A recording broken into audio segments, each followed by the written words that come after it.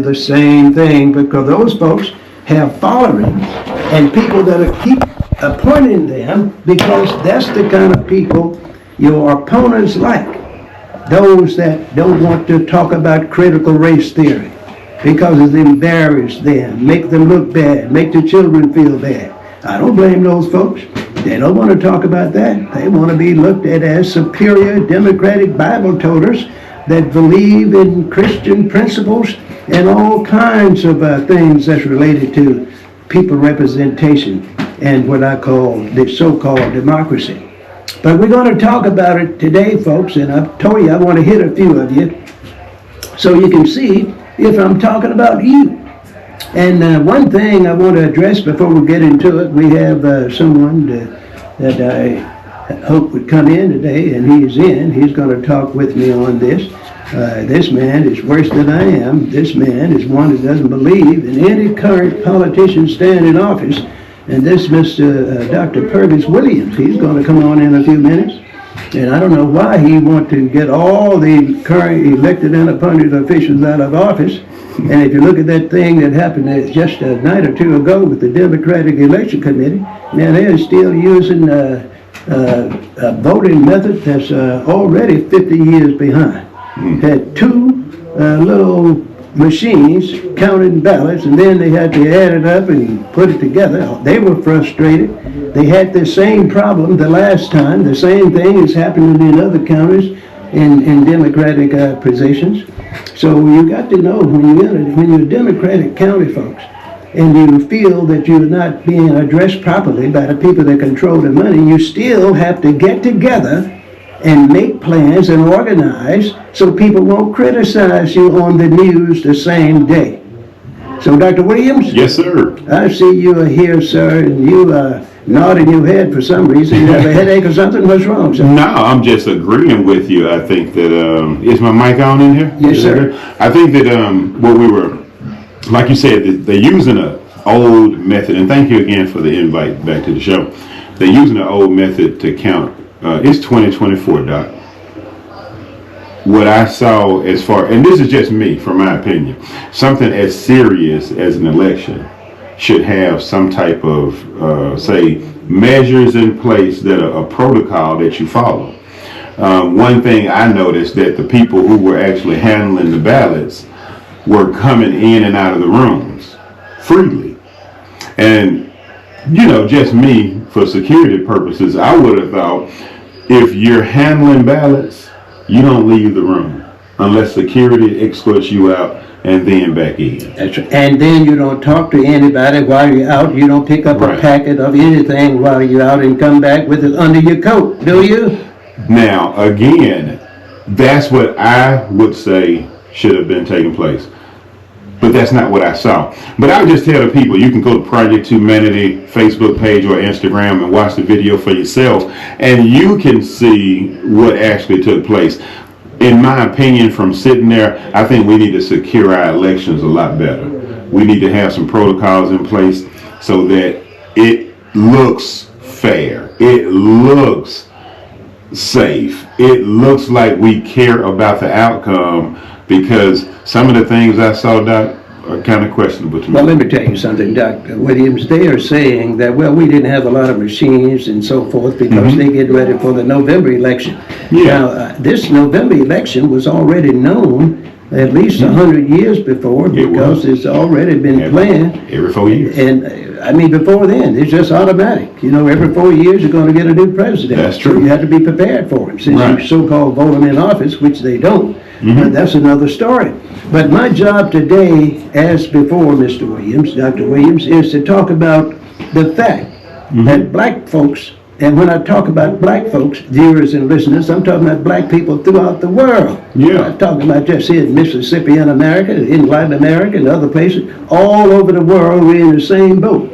And I'm telling you, by December the 31st, 2029, if you don't start making substantial gains in those 5 areas that I've been talking about for many years, black folks are still going to have the same status as an outcast and a member of the permanent underclass in America and the world. It is going to last for another 300 years.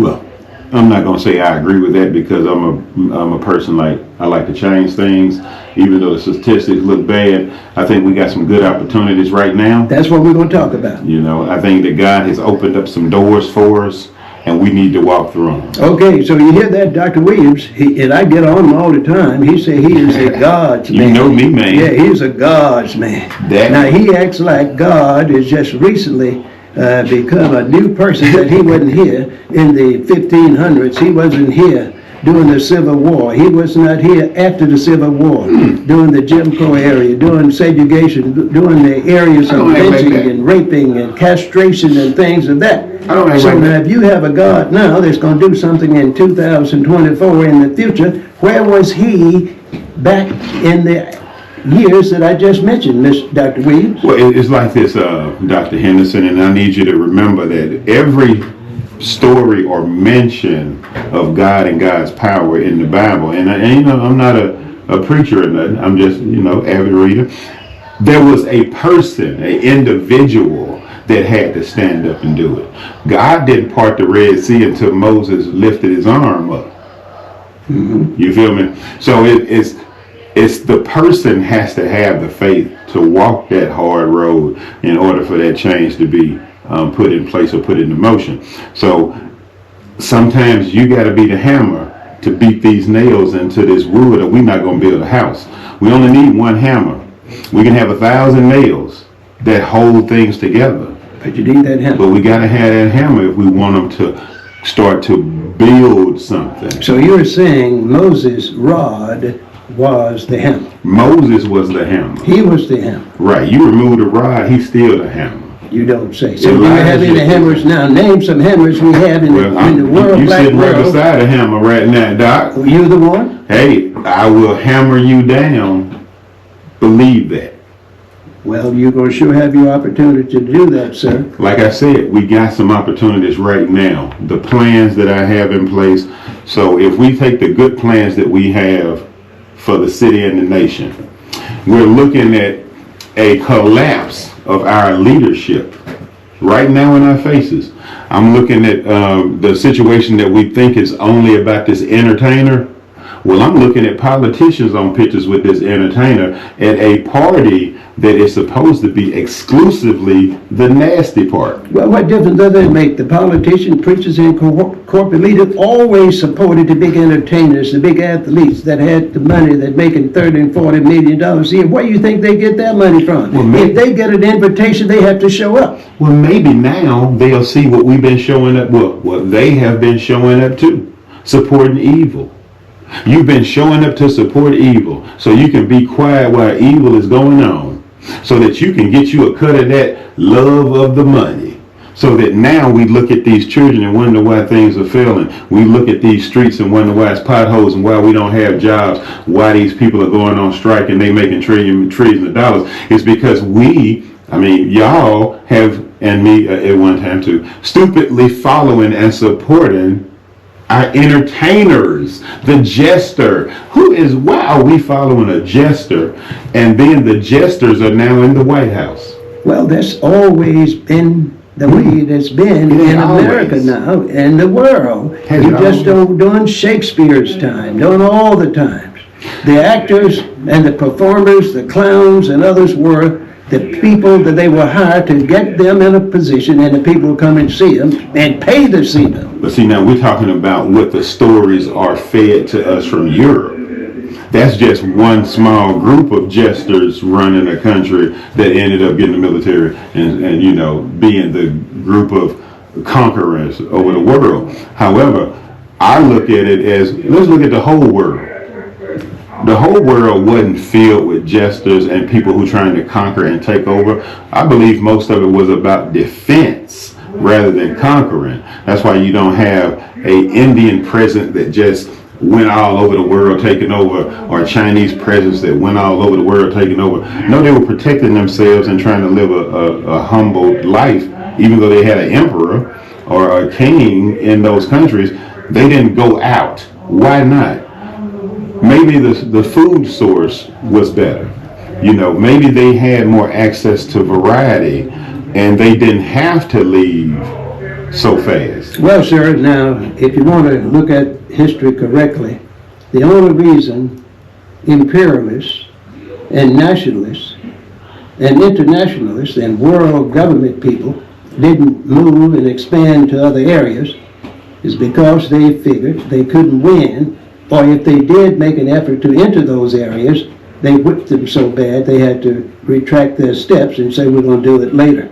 Now, if you look at the Europeans and the Asians and the Eastern Europeans, you would find they always had some kind of adversity. The so-called Europeans in the middle part of Europe or so-called Democrat. Those in the eastern part of Europe are dictatorial types. And those Asians in India and places like that, they like to have kings and queens and emperors and all kinds of people that's going to be in office from birth to death, including the family members when the king or queen dies. Well, they built And a of great course, wall of China over there. Of with course. That's But in America, though, we ain't build nothing here but a lot of non-democratic institutions, systemic racism, and a lot of self-hatred, and that's what we're going to talk about. And the reason I'm going to talk about it, because we find when you look at history, black people in America have not made any progress since the 1950s. I'm talking about in education and in economic development. As a unit, there are few so-called self-made people that have made a lot of money, and most of those are suspect because when you make a certain amount of billions or millions, your opponents then will do everything they can to destabilize you and get you in a position where you're looked at as a pimp. So let me ask you a question though. You mentioned the time in which we haven't made any progress, the 1950s. Since the 1950s, I'm talking about economic progress. Educational. And education. We didn't have no political progress at all prior to that time. Guess what else happened around then? What is that? Television. See, one of the things I look at is what else happened around the time when we started to fall off. See, we went from reading to our children and our children reading to us at night in a candlelight or, whatever electrical source of light. And then we got the TV. We put the books down.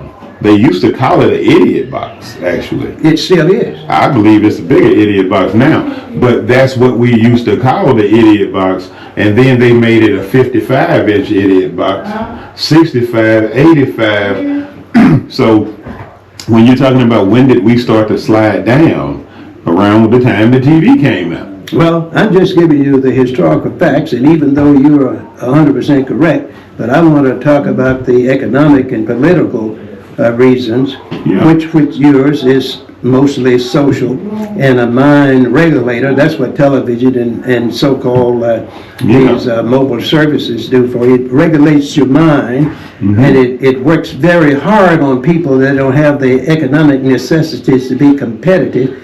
They see this kind of stuff and they'll kill their mother to get a new pair of shoes, or drive by and kill the cousin and take something so they can sell it and get those new shoes, or get a bigger phone or another big old wall TV to put in the room where already where got did two they or see three. that at? They didn't see it in their neighborhood around the people that they were with. They saw it on the television, and that desire kicked in, that want, that need, that greed. Well, I'm not going to even call it greed at first. I'm going to say it was a desire for better at first. Of course. And then once we started having some people get things, and more got it and more didn't have it, that's when you start to see those changes go from us being focused on family, education, and community to now we're more focused on, is my car better than yours? Is my silverware, my china cabinet? Now we're flossing, we're trying to show you the stuff we have that we've seen on TV. Well, let me tell you what research shows. We were doing some research the last couple of weeks. And we don't just talk at the top of our head on this show. We plan and get information that's current that people can find. And the reason why black people in America are saying, I'm talking about the majority of them, is that we don't have any real leaders. See, our leaders are either dead, sick, or been compromised. Now that's partially true, but the thing that black people have to learn currently is that you have to create your own leaders within your own community. And I've been telling you many times in many years that you create your own leader. You first use your own resources. You pool your resources in communities where you're 30% of the population or more, and you start on the precinct level.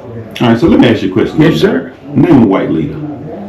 I don't know, but one, Who that? Donald Trump. And let me tell you why. Okay, I got you on that, and I understand that. I knew you were going to say that one. And let me tell you why. But I would say, can you name another one? I could name, who? Obama. A white leader? Well, he's 50-50, so you can call him white or black, call him anything you want. I can't argue that point at all. He is 50-50. He is half African and half American. I can tell you one that I consider black, Congressman Thompson. He's a great leader. No, I was saying the white leaders. Who are they? Because we keep talking about black people that need a leader. We need a leader. Well, black folks are not going to have any white leaders. But who's the white leader? There are none for black people that I know of. But I'm just saying though, who's never been on the national level? Like if I was talking to a white person and said, "Who is y'all leaders?" They would be like, "We don't have a leader." Well, if they say that, they're telling a lie. But I'm saying though, I can't specifically tell you who the white leaders are. I know they support Trump. I know that. They support Trump, but they're supporting Trump based on the same things I'm looking at. However, I know that there's more options than two. So I'm not that foolish. I'm educated. So what I'm looking at the economy from a truck driver standpoint, business owner, I'm basically out of business because of this Bidenomics. The rates are terrible. The insurance is doubled. It's no way I can maintain my business. Now, when I was under the last 4 years of administration, and trust me, I do understand, we had a pandemic, we got what they call inflation, I call it price hikes. There was a big difference in my money. I was able to maintain a lot better. I wasn't fighting for low rates, I was getting good rates. That just hasn't happened in the past 4 years. Let me tell you the solution, sir. Vote green. I know it is. No, but it's more than that. Jill Stein. What some people don't want to hear is, whenever you have a good situation, you have to prepare for the next 50 years. Start preparing for the next 50 years. Listen to me now. Where you increase your skills, you get more trade abilities and skills and credentials. Because the example that I'm going to use, if you had a blacksmith shop back in 1899, and old Ford was making all those cars, and you expanded your blacksmith shop, and you got another 3 stalls there, hired you a blacksmith person, and your wife said, I finished the 5th grade. You didn't finish but the 1st grade, John. And say, I think you ought to be preparing to work with the cars. And he would say, man, I don't know nothing about no cars. I'm an expert as a blacksmith. And we're going to expand. And she's going to say, well, from what I've been researching, say the cars going to replace the horses. And they building airplanes too. Oh, that would never happen. God not going to let that happen. Now, that's why in your business and the other truckers, they're going to have to start looking out for new possibilities because of automation, robots, and artificial intelligence. You got to do that. You got to stop worrying about the past and do like I'm telling you now. You have to create a new agenda. Make yourself a new man, and you can't wait for somebody to pass a legislation that's going to help you. You're going to have to do it on the local level. And start pooling your resources with people that's interested in what you're interested in. Now, Doc, that sounds fantastic for every trucker to transition from trucking may go away, so let me start to transition into something else that's better for me. That sounds real good, Doc. However, you're speaking from a standpoint of your hardest years were in the 60s during the Civil Rights Movement. Since then, the United States, your generation, has been progressively getting better for all your working years. So those transitions you're talking about, they didn't have the falls that we had. Since the civil rights movement, you guys have been pretty decently motivated, and the country has been pretty decently moving forward. Salaries were good, until crack came, and then you all had some frozen wages take place, but they still froze wages on you guys at a time when Packard Electric was in town, paying $30, $40 an hour in Jackson, Mississippi. So what we had to deal with was those frozen wages from the crack years. Then we had a fall off in 2008. But this last one, 2020, it's almost as if it's going to be more difficult to recover from, because we have now companies buying up the houses, which used to be what your financial future is based on. So we're removing that ownership from most of America.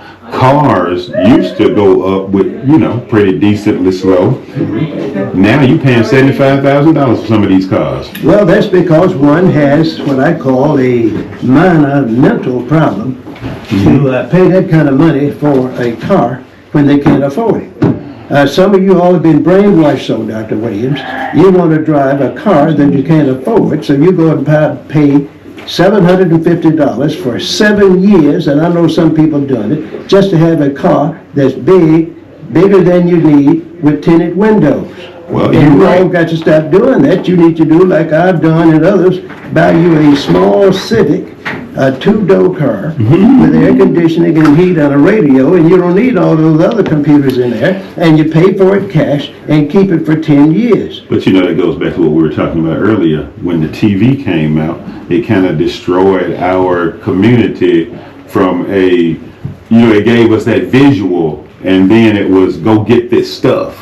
Dr. Williams, let me tell you again. That's why they got the new cars. We can't let that be the hindrance to the black race. I'm not saying, I'm just stating the facts. I don't care what you're saying, I'm giving you the facts too. When there is what I call an aversion to come into your life, you can't do that and blame that on yourself as a problem all your life. No. You got to look at a little TV, smoke a little crack, do a little jitterbugging, go to the clubs every night.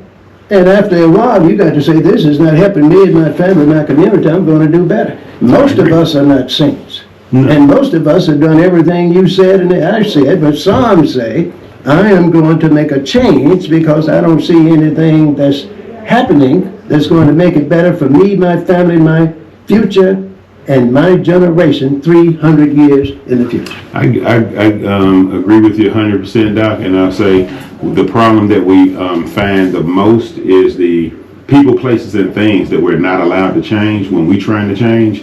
It's like me saying, let me quit drinking and just go to work and come home. And guess what happens? Everybody I know didn't change, just me. And since I'm still in that same area, and I'm the only one trying to change, I'm the problem now. Well, so you have to have that move in order to make some of the changes you want to make in your life. And that's hard for people when we're not making X amount of dollars a year.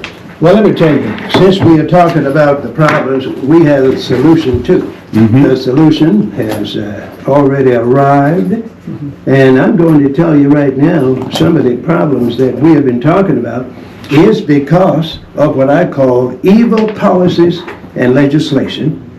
We have ineffective elected and appointed officials, and we have preachers and corporate leaders that are only concerned about self-promotion and self-gain, and that's why we invited a politician to come in here, which is going to say she is not a politician, and that's what she's supposed to say, because she's running for judge.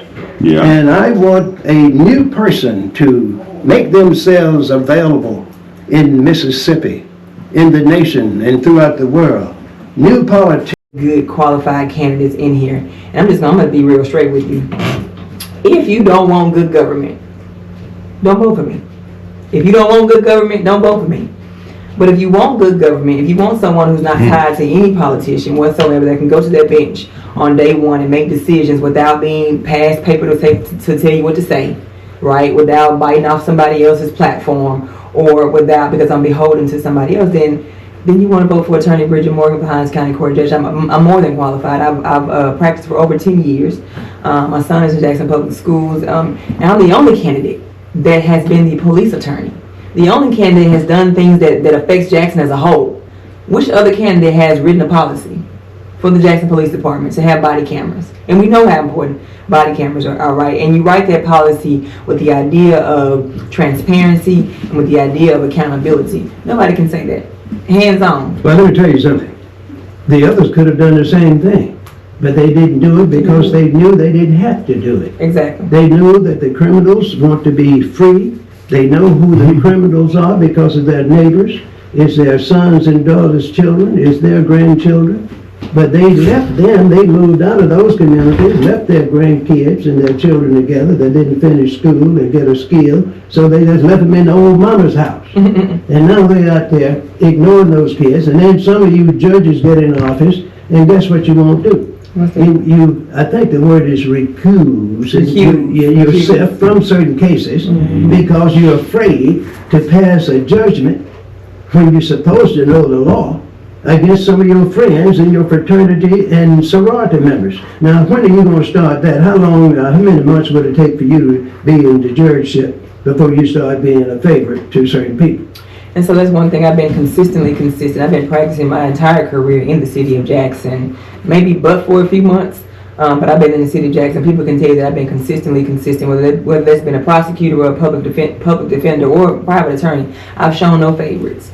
Fairness is what it is, and that's why it's so important that you get someone on the bench who cares about you, who can make decisions based on what's in front of them and not trying to get a headline, but make decisions on what's in front of you. But it appears that you've been baked real good. You say you've been a public defender, a prosecutor, you've been a private attorney. You have 3 tiers, so that means you know about the law, you know how to research cases, you know how to investigate, and you probably now say, I know all of what I need to know, so I need to be a judge now so I can make some decisions based on the law. Now, if I'm not on point, you let me know and tell me where I'm wrong. So one of the reasons why I really, two reasons why I wanted to take this position. One was because no matter how great the law is, and no matter how great your case is, no matter how great the facts are, your judge matters, right? I've had a case before where a guy sitting in jail, an innocent guy sitting in jail right now, 35 years day for day, and it was an innocent, first-time offender.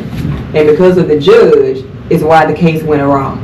The judge denied every motion we could possibly file. We had an officer sign his own warrant, and the judge still let the case go through.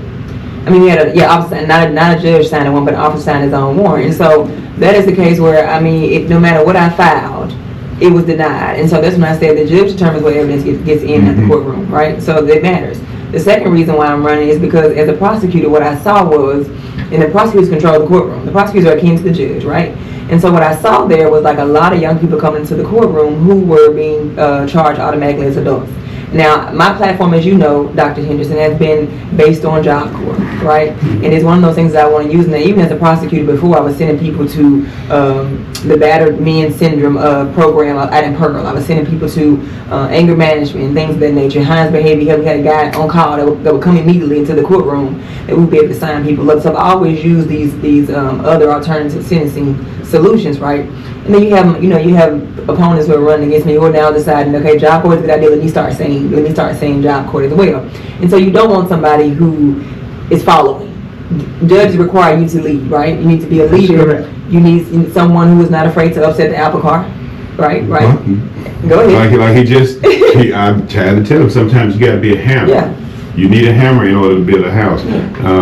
Everybody can't be the nice one. So we were just talking about how you're trying to make changes as a person in Jackson. And one of the things you need to be able to do is change your people, places, and things. That's something they teach in recovery. So that's one of the things while we were talking about the Job Corps for these youth, and you mentioned the Job Corps sending them off somewhere else. That's why I was excited about hearing that idea. And I see why the other candidates were also picking up on it too, because that's a great idea. So when we're looking at what these children need now, I just found out something last week. We got a whole new drug out here on the street, don't nobody know about. They calling it Whip It or something. So I was talking to somebody today about it. It's an old drug from the cities that we didn't have in Jackson. but they started to see some of the kids they're working with at some of these programs go from being, just a little bit rowdy to now they're not paying attention to anything they're saying, they disrespectful. They're really going out here doing what those video games say. So we definitely need some type of alternatives to just throwing our kids away right now, especially since none of us adults knew what whippet was. Like, that's not crack, that's not meth, that's not heroin, that's not the pills. This is a whole new game we out here with, and our children are doing it. Yeah. And we don't even know what it is. Right. Well, I know now. If you see your kids with one of them aerosol cans that look like we used to clean off our keyboards with, and you catch them with any balloons, they're spraying it in the balloons and breathing it in. Wow. Yeah, be on the watch out for that, parents. That's a real brain killer. Now, they had a different name for when we were young. I don't even think they gave it a name. They just said these kids are inhaling keyboard cleaner. I recall. Y'all remember that, right? Now it's a name.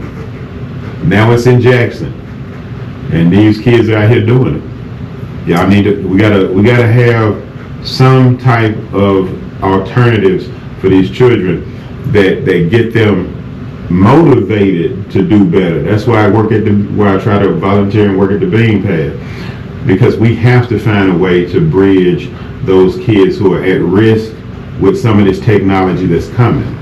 Briarwood Art Center, another place. They have the place for the kids. We as the parents need to start making those things the priority. Right. Those things important. This football, basketball stuff, y'all, I understand you think your kid gonna be LeBron James. Look, how many people actually make it to the NFL and the NBA? What's the percentage?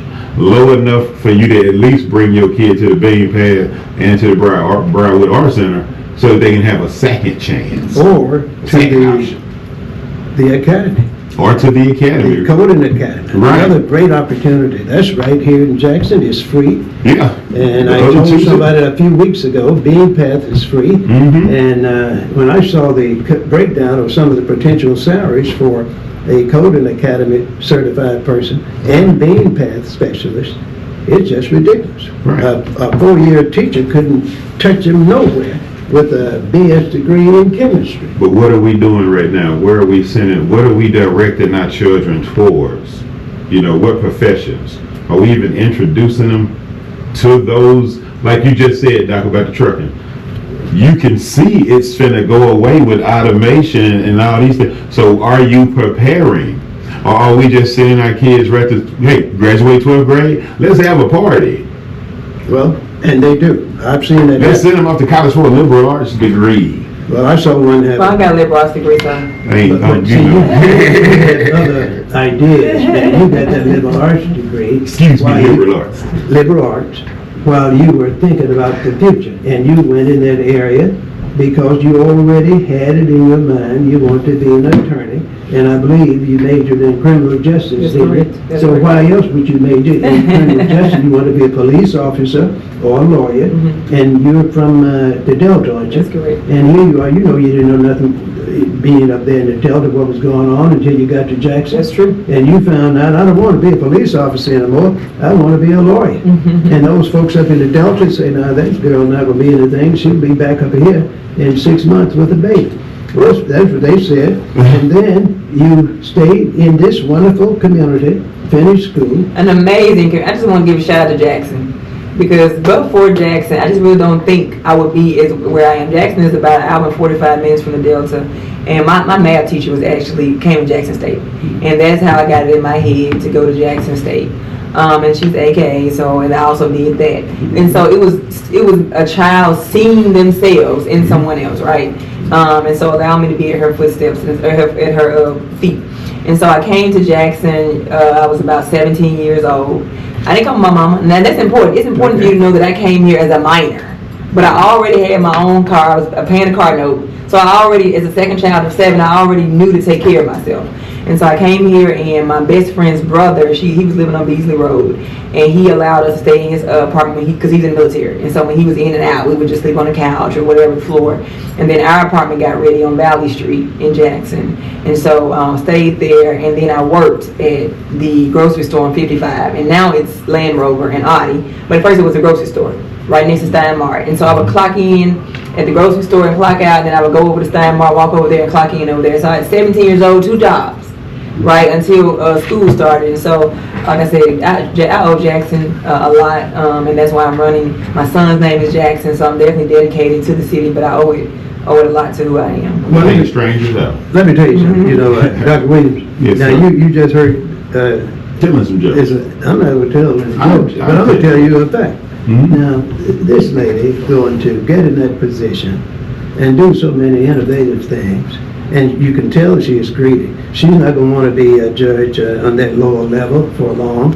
When you know anything, she's going to be trying to get to be one of the major circuit court judges, and then in just a few years, you're going to see her name on the Supreme Court list, running for the Supreme Court. And that's the way it's supposed to be, because she is a planner. And that's why the voters out there got to get up and say, we want to get somebody that's not traditional, and I'm not going to endorse any individual, but I will hear and say, when I see a wonderful opportunity for people to get changed, they need to get some new folks in office. Yeah. And a new person.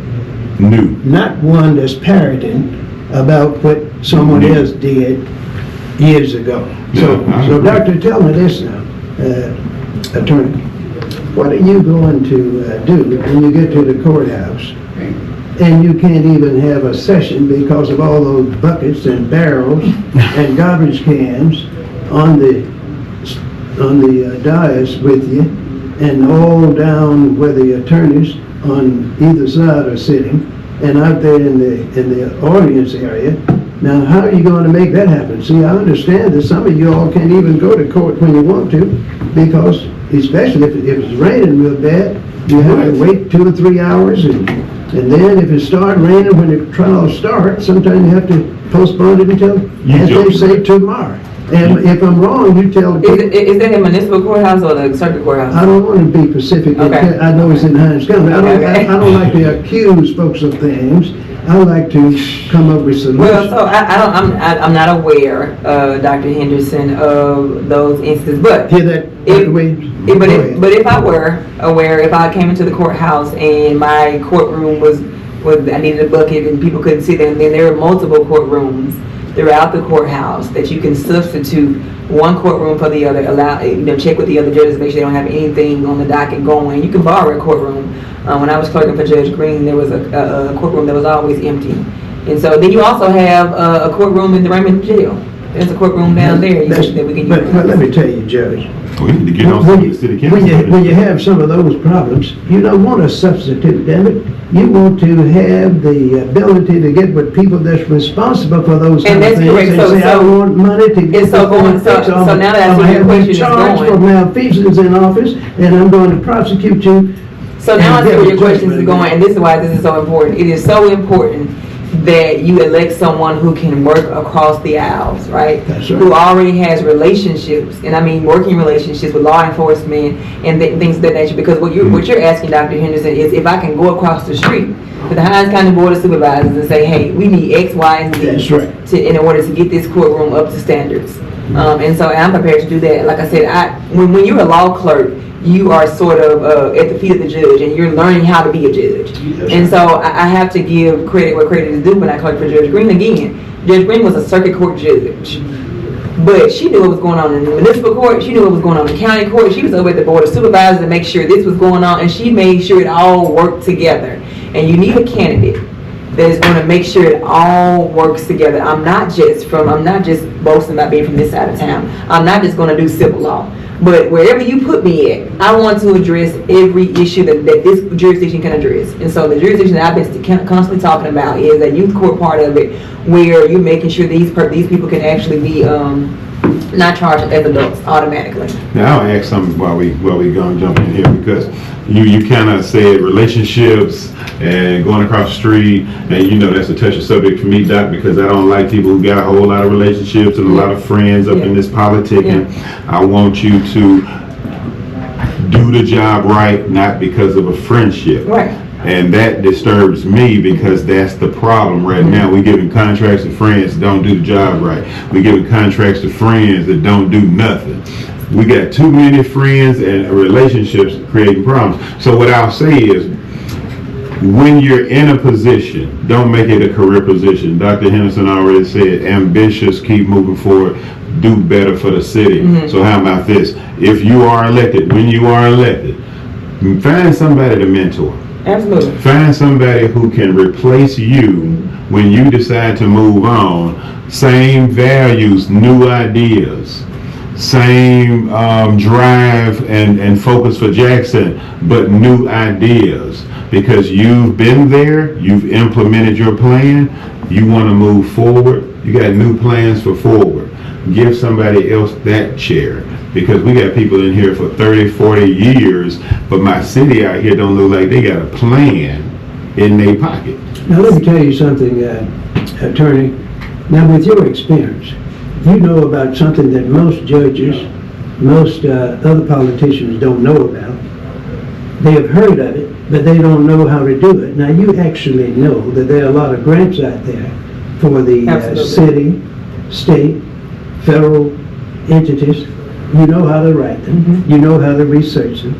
So what you would do if you want to work with the children real good, those young adults, all you have to do is get a grant that's going to provide a free training program for parents, for the mother and the father, have them in the class at the same time, whether they've married or not, and have the children to come on alternative days and let them all work together and learn how to be a family. Now that'll keep you in a position where you'll work less in about the next year or two. I agree. Now couldn't you get grants to do that? You can have someone to get, the judges can't write grants. I don't know, you don't write it. I don't want to say anything else, but absolutely. So you want to get me angry now? Absolutely. Make it happen. Absolutely can make it happen in terms of making those connections with who's in charge of it and being able to support them in their endeavors. And so I'm open to doing that. I do want to touch bases with Dr. Williams, what he talked about when I say relationships. I think the better word should have been reputation. So I already have a reputation of being consistently consistent and working well with others. And so therefore I can get some things done. I like that better, working well with others. Because when you have a reputation of being successful, people want to work with you and for you. Because success will rub off on them if they are consistent with doing what's good. Now we don't have but 5 minutes, so I'm going to let you have another 2 minutes to say anything you want to say, including your contact information, and if you need any volunteers to find those voters that are out there that didn't vote the other day, that's already have to just go down to the poll. You need to maybe call for some volunteers and go and get that list and find out who voted and who didn't, and go and visit those folks and call them first and visit them, tell them to vote for a certain person that's running for judge by name. Okay. So I was out the other day at a gas station at random, and it wasn't even in town. But this guy actually lived in Jackson, and he saw my shirt. He said, "Oh, you running for judge?" I said, "Yeah, you gonna vote?" He said, "Well, I hadn't voted in years." And I said, "Why?" He told me he had a drug charge. I said, "Hold on." I went outside and got the voting, because I'm carrying the voting forms around. I said, "Fill it out and I'll turn it in for you."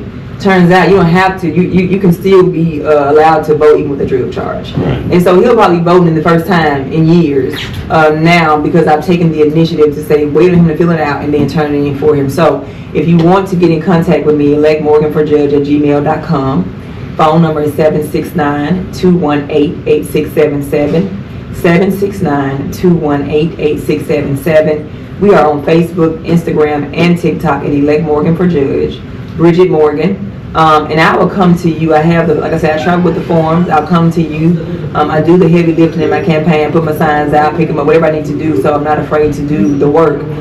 So definitely reach out to me. If you think that you're not registered or you may not be able to vote, reach out to me. I'll bring the forms and we'll see that we can get this report and be able to get you registered. Okay, well, one thing you want to mention to the folks, a lot of people that have charges they can't vote, there is a list. Yeah, that there's will tell you 23. what you have done that could vote, but there's still a list that says what you can have done in the past that you still can vote. Yes. And people need to know that. Maybe you need to, We need to get that list Get out that there, list out to post the it on people. Facebook, Yes. so we somewhere. can share it. Because if that a man lot of people thought he don't could know. vote, there are thousands out there because the human enemies of mankind, through that miseducation Yeah. and other means, going to make sure they always have a lot of folks to go to jail. And they know that when you get in jail, they're going to make sure you don't get the training you need. You're not going to be rehabilitated. And that's when the people that have government contract ability going to go to those legislators and say, well, we're going to help you save some money. We want to put some private prisons in your city, in your county. And with that miseducation going on, no parenting programs and so forth, they will always have 95% or 100% bad taken. We got to get care those of. parenting programs because we can't Yeah. keep putting the onus on the children to raise themselves and re-raise themselves and make the right choices when they go back into the environment where the mom and dad is still making bad choices. So I think it is important on us as judges, right, or as elected officials to make sure that we're giving these parents access to these programs. Because me going to a conference and coming back to share it with you from the bench is not going to hit the same as with you being actually in the room. Okay, Dr. Williams? Well, one of the things I can definitely agree on is I do not focus on the children anymore. I focus on the parents. The parents are the ones that we need to reach the most. That's why part of my plan is to get that AMS system going so that we can also have that mental health program online and accessible to the people in Jackson. Mental health, no matter what you're thinking, most of these people need to be in a chair somewhere or on a counseling session on their phone. Let's be real, we all went through the 80s and the 90s. That was the crack years.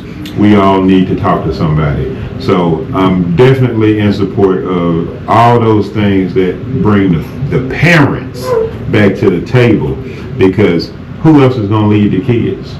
Now, I am an advocate for let the children lead us into a future, but they're not going to get there if we keep sending them home to broken parents.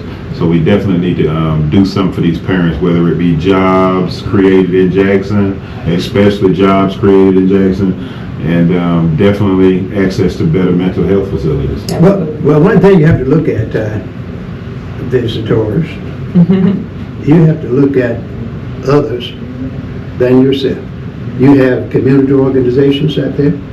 You have these preachers and corporate leaders. And as a public official, elected or appointed, you could use your skills and your contacts to get certain groups together and have them to make major financial donations to institutions that want to provide the services that you just mentioned. I didn't say a grant this time, major donation from foundations and individuals.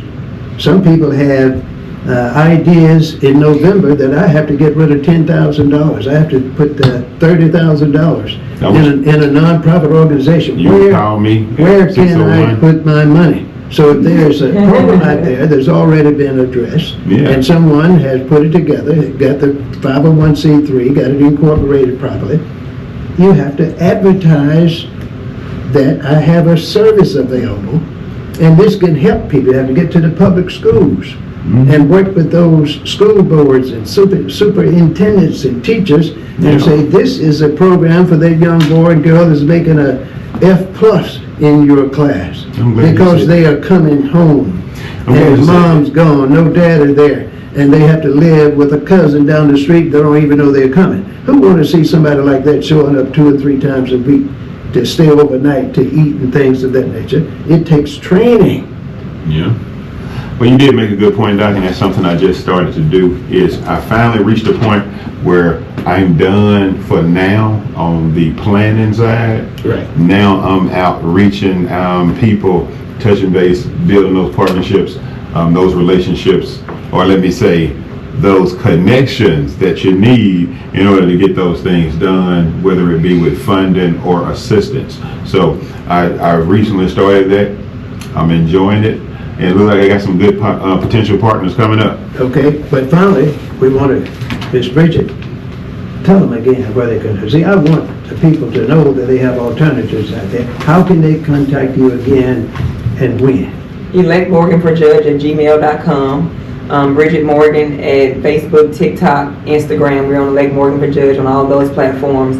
Phone number is 769-218-8677. That's 769-218-8677. And I'll meet you where you are. And will you take volunteers? Absolutely won't need volunteers for poll workers and volunteers to help me canvass as well.